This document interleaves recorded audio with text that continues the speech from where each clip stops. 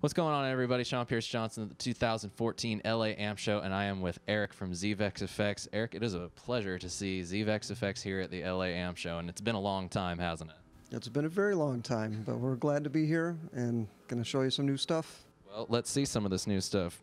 Let's start with whichever you feel most inspired by. Oh my God. Most inspired, I would have to say it'd be the Fuzz Factory 7, which is a limited edition hand-painted boutique pedal. Featuring a pair of Amperex germanium black glass transistors from like the mid-50s. For those who don't understand, that just equates to it really is special. Yeah, we're going to make it until we run out of the transistors, and then it's done. All right, let's hear it. Right there is oscillation.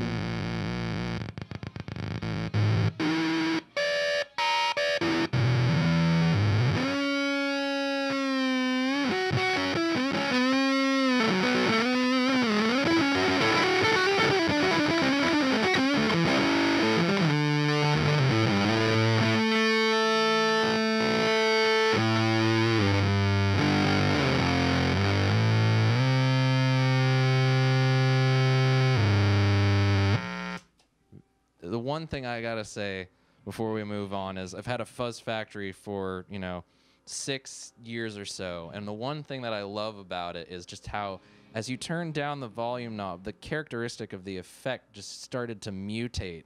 And I would say change, but this pedal doesn't change, it mutates.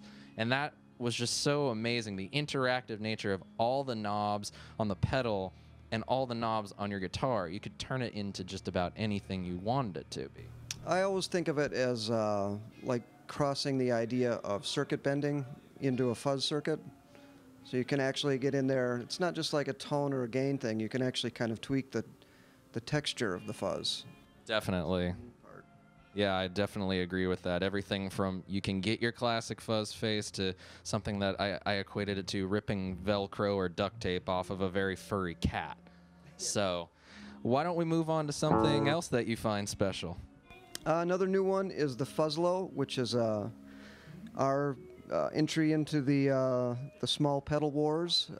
This is we kind of looked at what you could live without on a fuzz pedal, and the first thing that came to mind was gain, because most people just want to dime them anyway. Yeah. So we took the gain out and we took EQ out, and what we left you with was the volume and pulse width.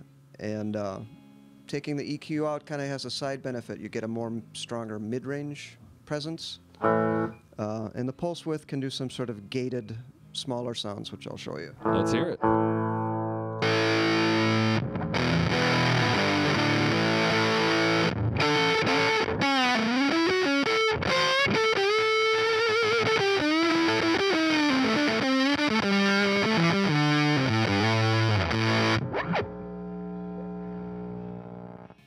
Around halfway through, you're going to notice that it starts gating.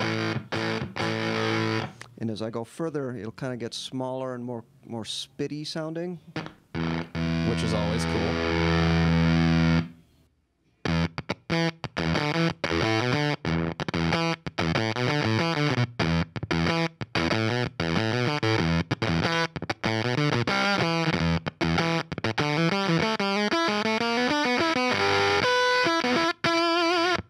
At the beginning, what started out as a mass becomes something compressed and something very percussive sounding. Yeah, it's funky. Exactly, it makes fuzz funky. Not that fuzz wasn't funky already, but it definitely steps up the game a little bit more when you turn it all the way that way. Mm-hmm. Next thing, another one of our smaller guys is the Channel 2, which is it's like the second channel of our Super Duper. It's basically a clean boost with a master volume. All right, let's hear that guy. There's your clean. It's a little bit sparkly. There's a little tiny presence thing that it adds. If we push the gain up further, you'll get it to clip a bit.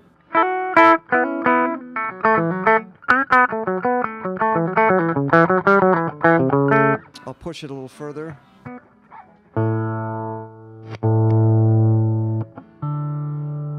now you got some sort of light, kind of browns up the sound a little bit.